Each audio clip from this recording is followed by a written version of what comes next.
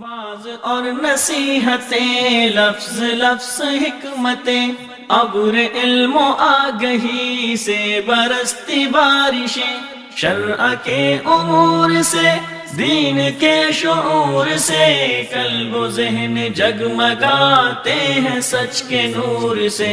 خطبہ جمعۃ المبارک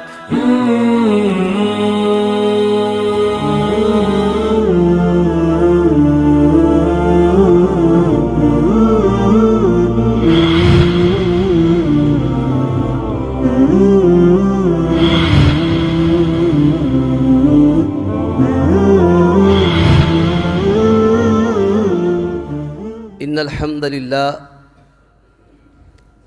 نحمده ونستعینه ونستغفره ونعوذ باللہ من شرور انفسنا ومن سیئات اعمالنا من يهده الله فلا مضل له ومن يضلل فلا هادي له وأشهد أن لا إله إلا الله وحده لا شريك له وأشهد أن محمدًا عبده ورسوله أما بعد فإن خير الحديث كتاب الله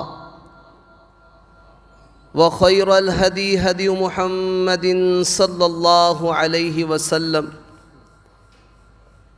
وشر الأمور محدثاتها وكل محدثة بدعة وكل بدعة ضلالة وكل ضلالة في النار يا أيها الذين آمنوا اتقوا الله حق تقاته ولا تموتن إلا وأنتم مسلمون يا أيها الناس اتقوا ربكم الذي خلقكم من نفس واحدة وخلق منها زوجها وبث منهما رجالا كثيرا ونساء واتقوا الله الذي تساءلون به والأرحام إن الله كان عليكم رقيبا يا أيها الذين آمنوا اتقوا الله وقولوا قولا سديدا يصلح لكم أعمالكم ويغفر لكم ذنوبكم ومن يطع الله ورسوله فقد فاز فوزا عظيما اللهم صل على محمد وعلى آل محمد كما صليت على إبراهيم وعلى آل إبراهيم إنك حميد مجيد اللهم بارك على محمد وعلى آل محمد كما باركت على إبراهيم وعلى آل إبراهيم إنك حميد مجيد رب اشرح لي صدري ويسر لي أمري واحلل عقدة من لساني يفقهوا قولي رب زدني علما رب يسر ولا تعسر وتمم بالخير رب أعوذ بك من همزات الشياطين وأعوذ بك رب أن يحضرون أعوذ بالله السميع العليم من الشيطان الرجيم من همزه ونفخه ونفسه بسم الله الرحمن الرحيم وإن يريدوا أن يخدعوك فإن حسبك الله هو الذي أيدك بنصره وبالمؤمنين۔ ہر قسم کی حمد و ثنا، تعریف و تمجید، تسبیح و تحمید اللہ ذوالجلال والاکرام کے لیے خاص ہے۔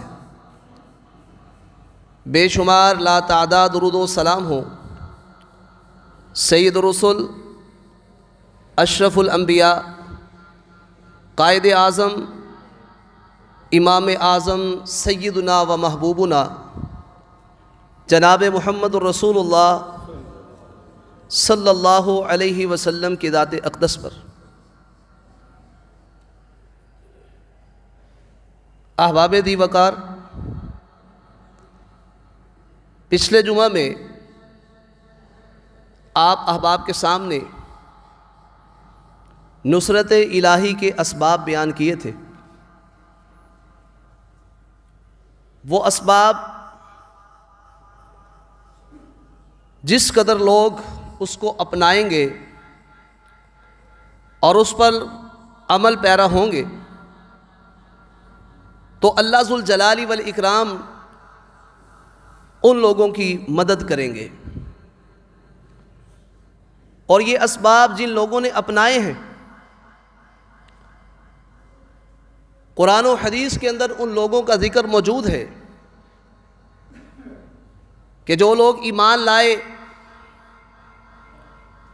انہوں نے عمل صالح کیے اور اپنے اعمال میں اخلاص پیدا کیا، صبر کے ساتھ انہوں نے زندگی بسر کی، تو اللہ ذوالجلال والاکرام نے پھر کس انداز سے ان کی مددیں کی۔ آئیے ہم اس کا آغاز موسیٰ علیہ السلام کے دور سے کرتے ہیں۔ وقت کا بادشاہ فرعون متکبر آدمی ہے، غرور سے بھرا ہوا، انتہائی ظالم اور سفاک، بچوں کو قتل کرنے والا اور بچیوں کو زندہ چھوڑ کر بعد میں ان کو اپنی ملکیت ملا کے لونڈیے بنانے والا، اور سب سے بڑی بات کہ انا ربکم الاعلی، اس بات کا دعویٰ کرنے والا کہ میں اس وقت سب سے بڑا رب ہوں۔ اس دور کے اندر اللہ ذوالجلال والاکرام نے موسیٰ علیہ السلام کا چناؤ کیا، ان کے سر پر نبوت کا تاج رکھا اور ان کو اللہ ذوالجلال والاکرام نے ابتدا میں 2 معجزوں سے نوازا۔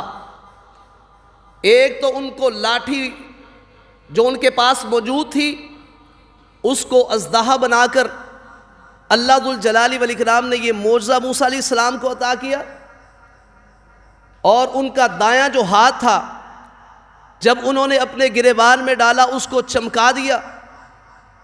یہ 2 معجزے عطا کر کے کہا موسیٰ علیہ السلام کو، جاؤ فرعون کے پاس، اسے جا کے میری توحید کی دعوت دو۔ موسیٰ علیہ السلام نے اپنے بھائی کے لیے بھی دعا کی کہ اللہ میرے بھائی ہارون کو بھی میرا ساتھی بنا دو، ہم دونوں مل کے جاتے ہیں۔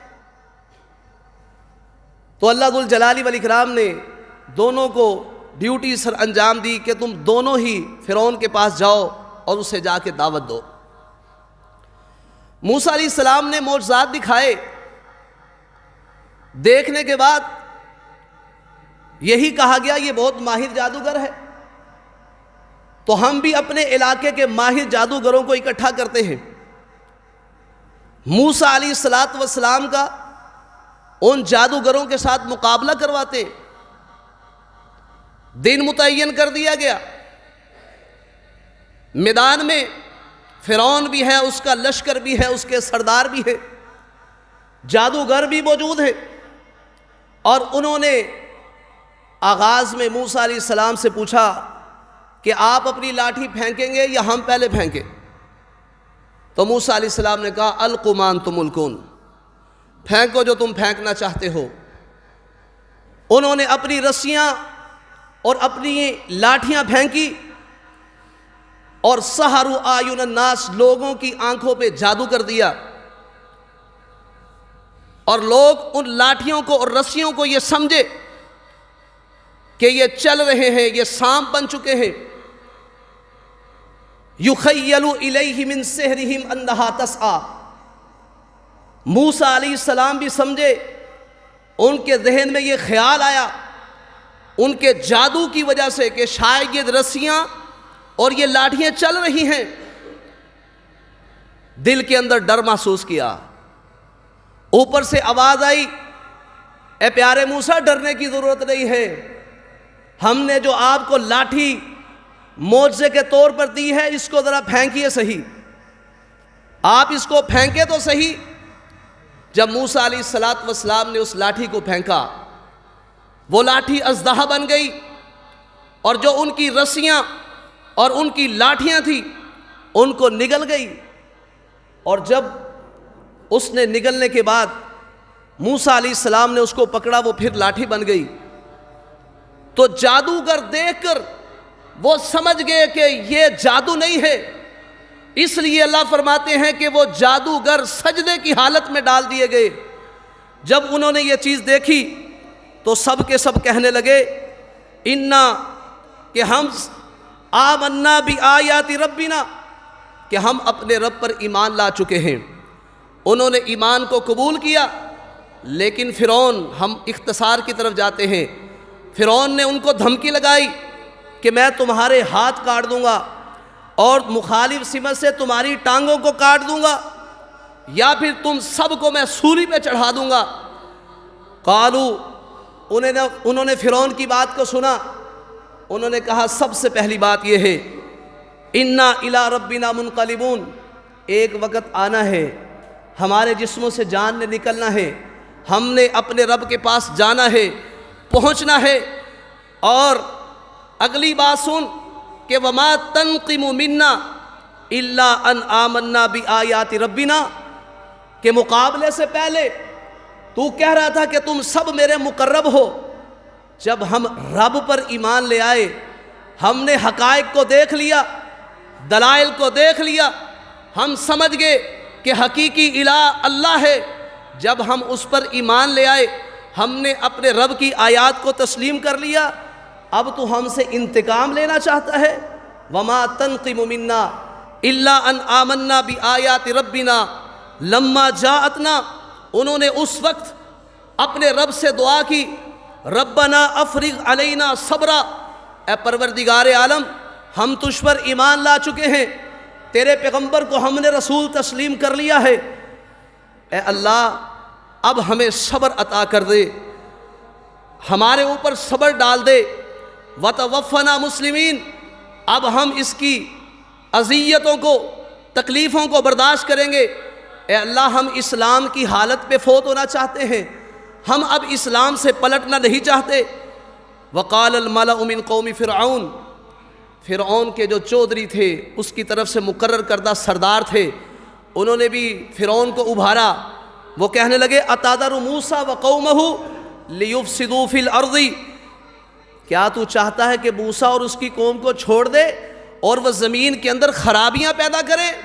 کیونکہ ایمان والے جب توحید ان کو مل جائے, وہ توحید کے علمدار بن کے گلی گلی, کوچا کوچا, نگر نگر, بستی بستی وہ اللہ کی توحید کا اعلان کرتے رہتے ہیں, پھر وہ باز نہیں آتے. وہ ان کے لیے یہ توحید کا اعلان ہی زمین کے اندر فساد تھا, خرابی تھی. کیونکہ جو فرعون چاہتا تھا, اب موسیٰ علیہ السلام کو ماننے والے اس کے مقابلے کے اندر دعوت دینا چاہتے تھے. وَيَذَرَكَ وَآلِهَتَكَ, اور یہ موسیٰ تجھے بھی چھوڑ دے گا, تیرے معبودوں کو بھی چھوڑ دے گا. جب اس نے یہ بات سنی, دوبارہ کہنے لگا سَنُقَتِّلُ أَبْنَاءَهُمْ وَنَسْتَحْيِي نِسَاءَهُمْ, جو پہلے ہم ان کو سزائیں دیتے تھے, ان کے بچوں کو قتل کرتے تھے, ان کی بچیوں کو چھوڑتے تھے, اب ہم یہ سزا دوبارہ لاگو کرتے ہیں. وَإِنَّا فَوْقَهُمْ قَاهِرُونَ, کیونکہ ہم ان کے اوپر غالب ہیں, ہم تعداد میں بھی زیادہ, قوت میں بھی زیادہ, ملک بھی ہمارا, یہ غریب اور مسکین لوگ ہیں, ہمارا مقابلہ نہیں کر سکتے. یعنی اس نے اپنا پورا تکبر ہونے کا انداز پیش کیا. تو اللہ ذوالجلال والاکرام نے اپنے پیارے پیغمبر کے دل میں یہ بات ڈالی. موسیٰ علیہ السلام نے اس وقت اپنے ساتھیوں کو کیا کہا, ایمان لانے والوں کو کیا کہا؟ قال موسیٰ لقومہ استعینوا باللہ واصبروا ان الارض للہ یورثها من یشاء من عبادہ والعاقبۃ للمتقین. موسیٰ علیہ السلام کہنے لگے اے میرے ساتھیو استعینوا باللہ, اب یہ موقع ہے کہ تم اللہ ذوالجلال والاکرام سے مدد طلب کرو.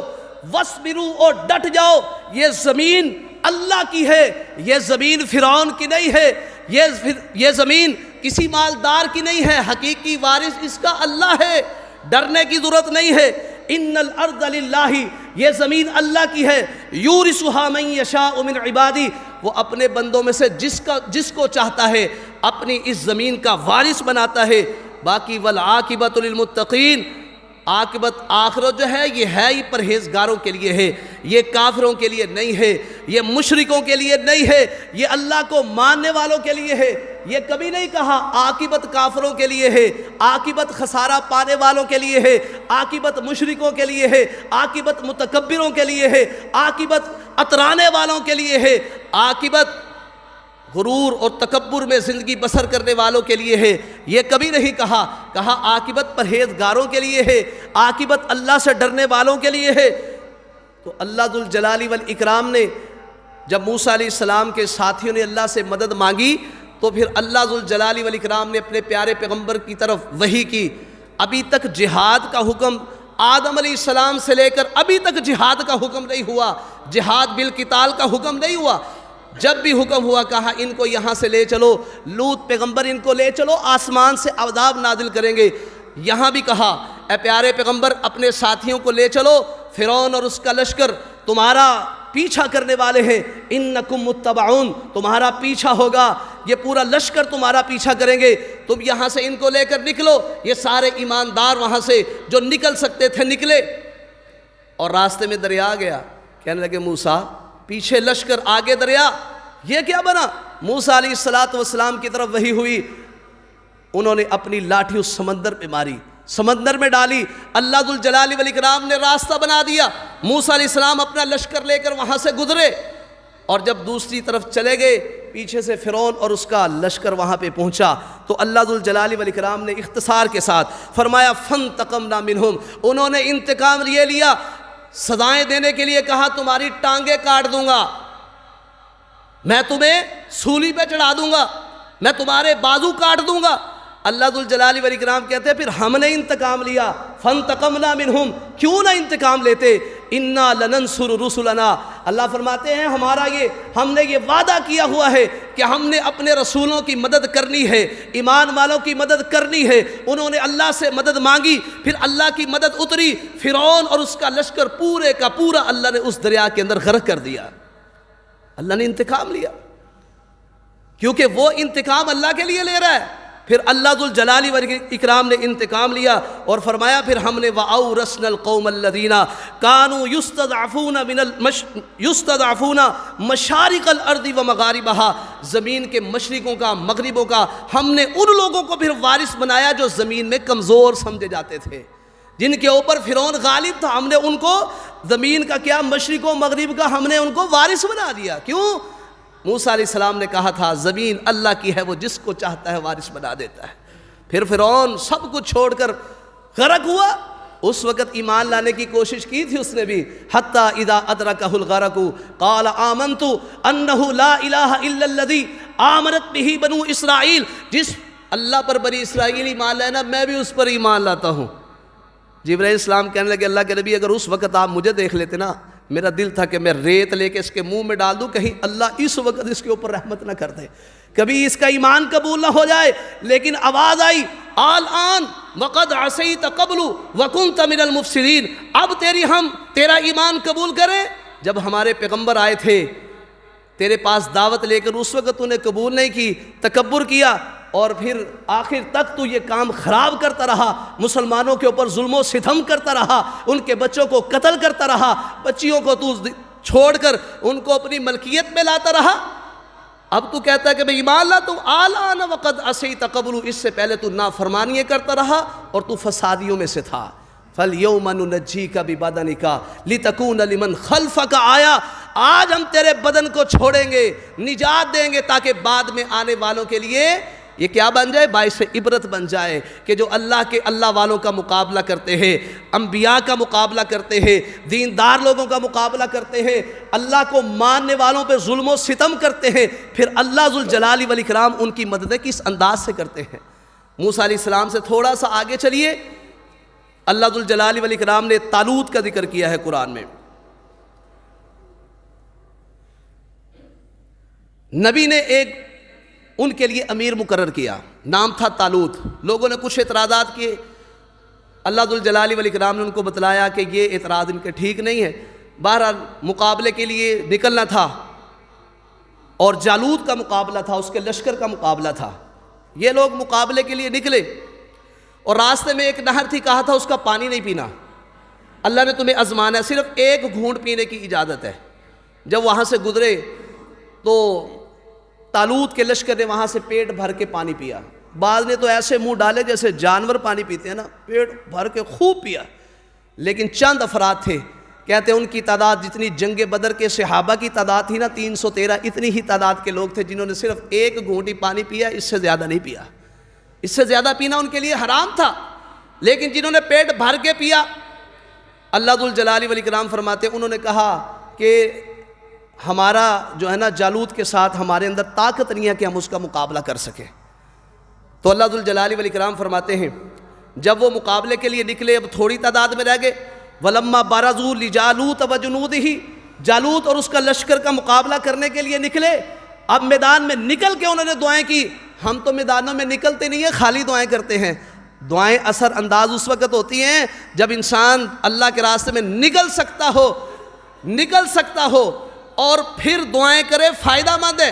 اور اگر نکل سکتا ہو نہیں جاتا، پھر تو ان کا شمار ہی ان لوگوں میں ہے جن کی دعائیں قبول نہیں ہوتی، جن کو منافقین کہا جاتا ہے۔ اللہ نے قرآن میں ان کا ذکر کیا ہے۔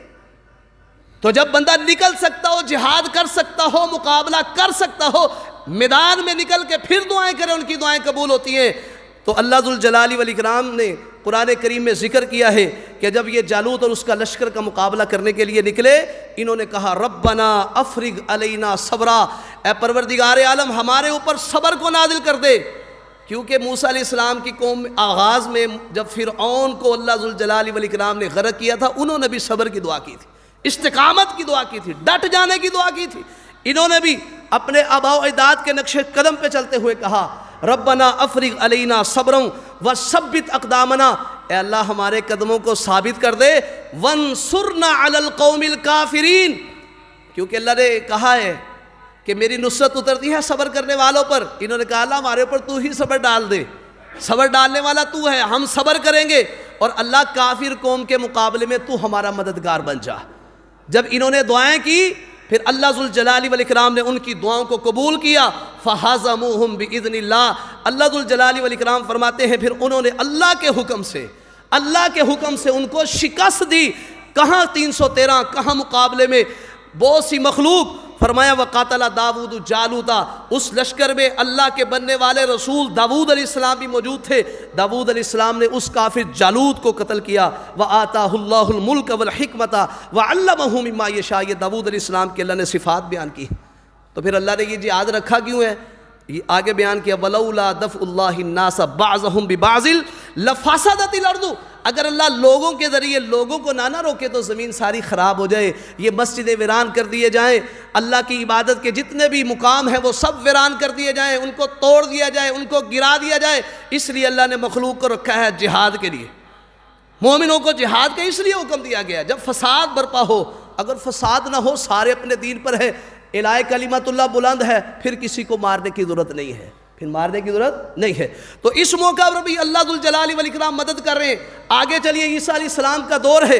عیسیٰ علیہ السلام کے دشمن یہودی، اللہ اکبر، یہودی عیسیٰ علیہ السلام کو اللہ کا نبی مان رہے ہیں لیکن تسلیم کرنے کے لیے تیار نہیں ہے۔ جیسے انہوں نے نبی علیہ السلام کو بھی مانا، آپ کے ہاتھوں کو بوسے بھی دیے، یہودیوں نے آپ کے ہاتھوں کو بوسے بھی دیے۔ جب انہوں نے پوچھا 9 نشانیوں کے بارے میں بتلائیں، نبی علیہ السلام نے بتلا دی، آپ کے ہاتھ پاؤں کے نا بوسے لینے لگے، لیکن کلمہ نہیں پڑھا۔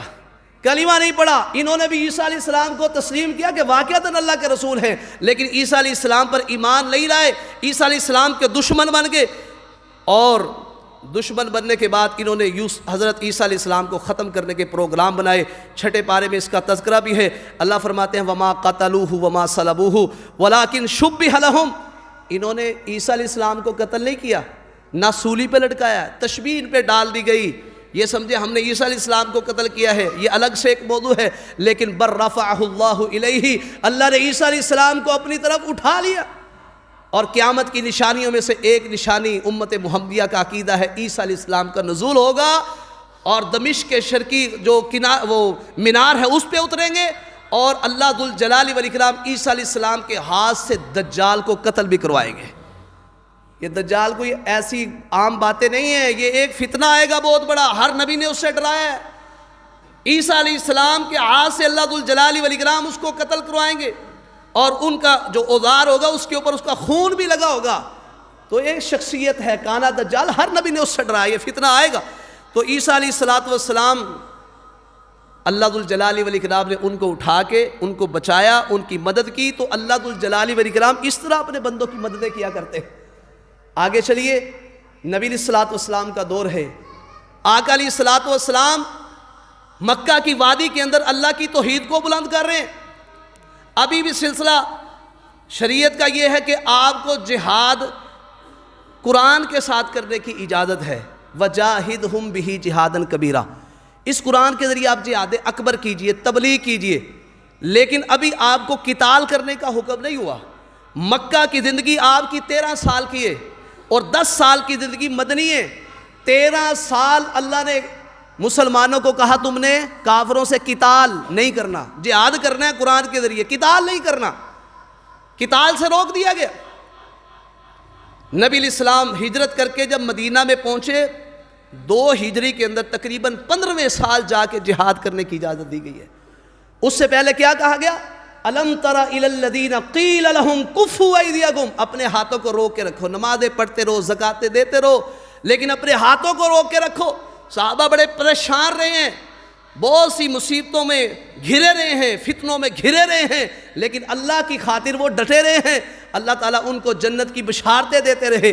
بہرحال نبی علیہ السلام نے جب اللہ نے حکم دیا کہ پیارے پیغمبر اب آپ بھی مکہ سے مدینہ کی طرف ہجرت کریں، پیارے پیغمبر حضرت ابو بکر صدیق رضی اللہ تعالیٰ عنہ کے ساتھ نکلتے ہیں، اور ایک غار ہے جس کو غار سور کہتے ہیں، اس میں جا کے نبی علیہ السلام 3 دن چھپے رہے۔ 3 دن توکل بھی ہے، چھپے بھی ہیں، توکل بھی ہے، چھپے بھی ہیں۔ اسباب کو اپنانا توکل کے خلاف نہیں ہے، یہ توکل پر ایک انشاءاللہ الگ سے جمعہ ہوگا اللہ کے فضل و کرم سے۔ تو توکل کے خلاف اسباب نہیں ہے، نبی علیہ السلام نے اپنائے ہیں۔ تو کافروں نے لالچ کی خاطر نبی علیہ السلام کا پیچھا کرنا شروع کر دیا۔ مشرکین نے کہا یہ نکلنے نہ پائیں، کیونکہ اب ان کو پروگرام بن چکے تھے، لیقتلوک، کہ نبی علیہ السلام کو قتل کر دو، او لیثبتوک، یا قید میں ڈال دو، او یخرجوک، یہاں سے نکال دو۔ لیکن نکالتے بھی تو پھر بھی پریشانی تھی، آگے جا کے الہ کلمت اللہ کام پھیلنا شروع ہو جائے گا۔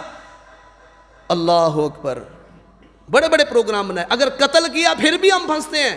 انہوں نے کہا سارے مل کے نا، ہر قبیلے کا ایک بندہ مل کے، سارے مل کے ان پہ حملہ کر دیتے ہیں، تاکہ قریش ہمارے سامنے مقابلے کے لیے ایک قبیلے کے ساتھ نہ ہیں۔ جب سب قبیلے ہوں گے نا، ایک ایک بندہ مل کے قتل کریں گے نبی علیہ السلام کو، تو پھر معاملہ یہ ہوگا کہ جی دیت لے لیں آپ۔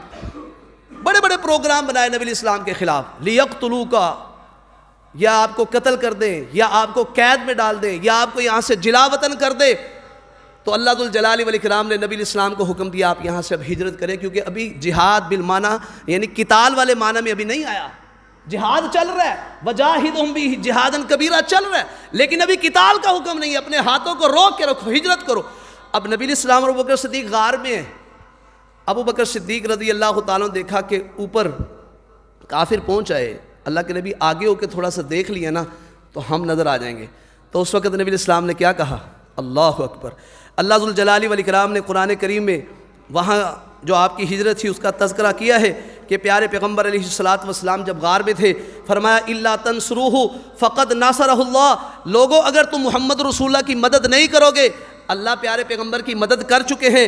اذ اخرجہ الذین کفروا، جب کافروں نے نبی علیہ السلام کو مکہ سے نکالا، ثانی اثنین، 2 میں سے ایک محمد رسول اللہ تھے اور دوسرے کون تھے؟ ابو بکر صدیق رضی اللہ تعالی عنہ۔ اذ ہما فی الغار، جب دونوں شخصیات غار میں موجود تھی، اذ یقول لصاحبہ لا تحزن، ابو بکر صدیق پریشان ہے کہیں نبی علیہ السلام کو نقصان نہ ہو جائے، کہنے لگے اللہ کے نبی اگر انہوں نے آگے بڑھ کے دیکھ لیا تو ہمارے اوپر نظر پڑ جائے گی۔ پیارے پیغمبر کو پتا تھا اب اللہ کی نصرتیں ہیں، میرے ساتھ اللہ کی مدد ہے۔ نبی علیہ السلام نے اپنے پیارے ابو بکر کو کہا لصاحبہ، اے میرے ساتھی لا تحزن، غم نہ کر، ان اللہ معنا، اللہ کی مدد ہمارے ساتھ ہے، ان اللہ معنا فانزل اللہ سکینتہ علیہ، اللہ نے اپنے پیغمبر پر سکینت کو نازل کیا، آپ کا دل مضبوط کیا، وَأَيَّدَهُ بِجُنُودٍ لَّمْ تَرَوْهَا، اللہ فرماتے ہیں ہم نے محمد رسول اللہ کی مدد کی ایسے لشکروں کے ساتھ تم نہیں دیکھ رہے تھے۔ اب اندازہ لگائیں کہ کافر موجود ہیں، وہ کون سے لشکر تھے جو تم نہیں دیکھ رہے تھے؟ اللہ نے اپنے فرشتے نازل کیے ہوئے تھے جو کافروں کی نظر محمد رسول اللہ پہ پڑنے ہی نہیں دے رہے تھے۔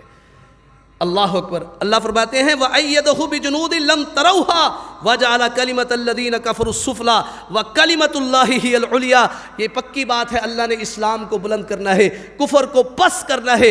نبی علیہ الصلوۃ والسلام کی اللہ نے مدد کی، پھر آپ مدینہ میں آئے، پھر مدینہ کے اندر پہنچ کر 15ویں سال میں جا کے جنگ بدر ہوتی ہے، 15ویں سال میں جا کے۔ اب یہاں پہ مسلمانوں کی تعداد صرف 313 ہے، مقابلے میں کافروں کی تعداد 1000 ہے۔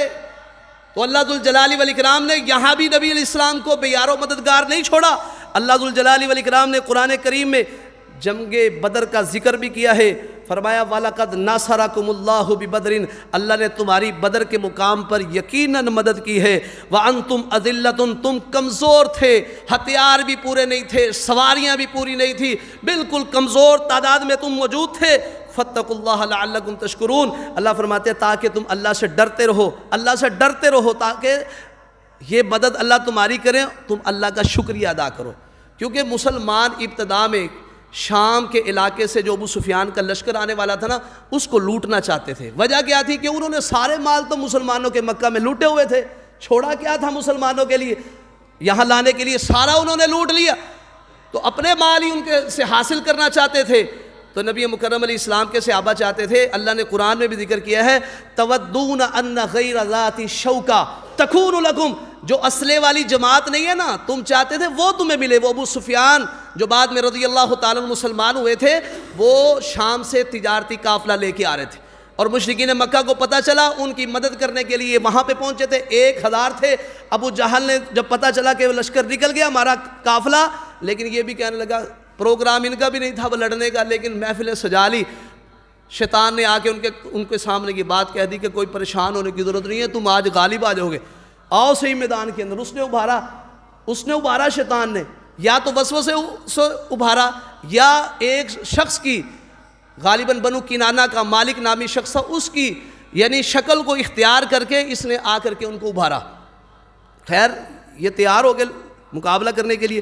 ادھر نبی علیہ الصلوۃ والسلام کے صحابہ جو تھے، کیونکہ صرف 313 مقابلے میں 1000، ویسے تو 313 اگر اس کو ایک مومن کے مقابلے میں 2 کافر کریں تو 313 کو آپ جمع کر لیں، 626 بن گئے۔ اب اتنے ہوتے تو ٹھیک سمجھ آتی ہے مقابلہ کر لیں گے، لیکن وہ تو 1000 سے 3 گنا زیادہ تھے۔ اللہ تعالیٰ نے اپنے پیغمبر کو خواب دکھایا، خواب میں کافروں کی تعداد تھوڑی دکھائی، خواب میں کافروں کی تعداد تھوڑی دکھائی، مسلمانوں کی زیادہ نظر آئی۔ اللہ کے نبی السلام نے خوشخبری دی، صحابہ کرام کو بھی نظر آئی، کافروں کو مسلمانوں کی تعداد اللہ نے زیادہ دکھائی، کافروں کو مسلمانوں کی تعداد زیادہ دکھائی، ان کے اوپر روب پڑ جائے۔ اللہ تعالیٰ کافروں کے دلوں میں روب ڈال رہے ہیں۔ ویسے تو نبی اسلام نے فرمایا، میں محمد صلی اللہ علیہ وسلم کو اللہ نے یہ ایک خاصہ دیا ہے کہ 1 مہینے کی مسافت تک کافر ہو، دشمن ہو، اس کو پتہ چل جائے نبی اسلام لشکر لے کے آ رہے ہیں نا، ان کے اوپر روب اور دبدبہ ڈال دیا جاتا ہے۔ 1 مہینے کی مسافت کا سفر ہو کہ پتہ چل جائے محمد صلی اللہ علیہ وسلم لشکر لے کے آ رہے ہیں، ان کے اوپر روب ڈال دیا جاتا ہے۔ یہ روب والا سلسلہ آپ کو دیا گیا۔ بہرحال ابھی آغاز ہے جنگ کا، صحابہ کرام کترا رہے ہیں، نبی اسلام کو کہا حرِّضِ الْمُؤْمِنِينَ، آپ مومنوں کو جہاد کے لیے ابھاریے، اس غزوے کے لیے ابھاریے۔ اللہ ذوالجلال والاکرام نے پھر مسلمانوں کو حوصلہ دیا، اِسْتَقُولُ لِلْمُؤْمِنِينَ أَلَنْ يَكْفِيَكُمْ أَنْ يُمِدَّكُمْ رَبُّكُمْ بِثَلَاثَةِ آلَافٍ مِّنَ الْمَلَائِكَةِ مُنزِلِينَ۔ اللہ فرماتے ہیں اے میرے پیارے پیغمبر، کیا یہ ان مومنوں کو کافی نہیں ہے کہ آپ ان کو کہہ رہے تھے کہ اللہ ذوالجلال والاکرام تمہاری مدد کے لیے آسمانوں سے 3000 فرشتے نازل کریں گے۔ اللہ نے 3 دفعہ وعدہ کیا ہے، 1000 فرشتوں کا، 3000 فرشتوں کا اور 5000 فرشتوں کا وعدہ کیا۔ بعض کہتے ہیں نازل نہیں ہوئے تھے، لیکن احادیث سے ثابت ہوتا ہے نازل ہوئے تھے۔ عبداللہ بن عباس کہتے ہیں کہ ایک آدمی نا مسلمانوں کا اس دن دوسرے کافر کے پیچھے، مشرک کے پیچھے بھاگا جا رہا تھا، مشرک آگے آگے تھا، اور اچانک مسلمان نے کوڑے کی آواز سنی، کوڑے کی آواز اس کے کان میں پڑی، اور ایک گھوڑے کی آواز آئی اور آواز یہ آئی اقدم حیزوم، غالباً ہو سکتا ہے جبرائیل علیہ السلام ہو یا کوئی اور فرشتہ ہو، اے حیزوم فرشتے، اے حیزوم گھوڑے آگے بڑھ، اقدم یا حیزوم، یہ آواز سنی نا اقدم حیزوم، تو اس صحابی کے کان میں پڑی اور انہوں نے مشرک کو دیکھا وہ آگے گرا پڑا ہے، آگے گرا پڑا ہے، اس کی ناک کے اوپر کوڑا لگا ہوا ہے، چہرہ پھٹا ہوا ہے اور اس کا جسم سارا سبد ہو گیا ہے۔ تو اس نے آ کے نا نبی الاسلام کو بتلایا، اللہ کے پیغمبر ایسے ایسے میں نے آواز سنی ہے، حیزوم کی آواز سنی ہے، ایسے ایسے بھی میں نے مارا بھی نہیں، مجھ سے پہلے گر گیا۔ تو نبی الاسلام نے کیا کہا؟ فرمایا صدقتا ذالک من مدد السمائی، تو نے سچ کہا ہے، یہ آسمان سے اللہ کی مدد نازل ہوئی ہے۔ اللہ اس طرح اپنے بندوں کی مددیں کرتے ہیں۔ ہم کس پروگرام میں ہیں، ہم کہاں پہنچے ہوئے ہیں، ایمان مضبوط نہیں کر رہے، عمل کی طرف آنے کے لیے تیار نہیں ہے، اخلاص پیدا کرنے کے لیے تیار نہیں ہے، آپس میں جھگڑوں میں پڑے ہوئے ہیں۔ یہ بات یاد رکھ لیں، اختلاف ہو جانا ممکن ہے، لیکن جھگڑے کیا ہیں؟ تو کافر ہے، تو مشرک ہے، تو فلاں ہے، یہ نہ لگاؤ فتوے، رہنمائی کرو، وعظ و نصیحت کرو۔ علیک البلاغ، آپ کا کام صرف پہنچانا ہے، فذکر انما انت مذکر، آپ صرف نصیحت کرنے والے ہیں، پہنچائے۔ آپ فتوے کیوں لگاتے ہیں؟ فتوہ بازی کیوں کرتے ہیں؟ آپ فتوے چھوڑ دیں، صرف واضح و نصیحت کریں، سمجھائیں، دفاع کریں دین اسلام کا، فتوہ بازی نہ کریں۔ یہ جھگڑے ہیں، جب فتوہ بازی کرتے ہیں نا پھر جھگڑے ہوتے ہیں۔ آپ نے دیکھا نہیں معاشرے میں جب فتوہ بازی ہوئی پوری تنظیموں کو ختم کر دیا گیا، دونوں طرف سے ایسے ہوا، آپ نے دیکھا ہے، سب کے سامنے ہے یہ باتیں۔ اس لیے جھگڑے نہ کریں، اختلاف ہو سکتا ہے، اختلاف تو پیچھے سے چلا آ رہا ہے، یہ ختم ہو بھی نہیں سکتا۔ اللہ نے ذہن مختلف دیے ہیں، احادیث سے، قرآن کی آیات سے اجتہادات کیے جاتے ہیں، اپنی علتوں کو تلاش کیا جاتا ہے۔ اس لیے میرے بھائیوں جھگڑے نہ کریں، مدد بند ہو جائے گی۔ مددیں ہوتی ہیں اتفاق و اتحاد کے ساتھ۔ تو جنگ بدر میں اللہ نے مسلمانوں کی مدد کی، اور بھی جنگوں کے آگے ذکر ہیں، آگے جنگ احزاب اور جنگ حنین ہے، اس میں بھی اللہ نے مدد کی ہے۔ انشاءاللہ اگلے جمعے میں اس کا تذکرہ کریں گے۔ اللہ ذوالجلال والاکرام سے دعا ہے وہ پروردگار ہماری بھی مدد فرمائے، ہمیں اپنے ایمان کو مضبوط کرنے کی توفیق عطا فرمائے۔ وآخر دعوانا الحمدللہ رب العالمین۔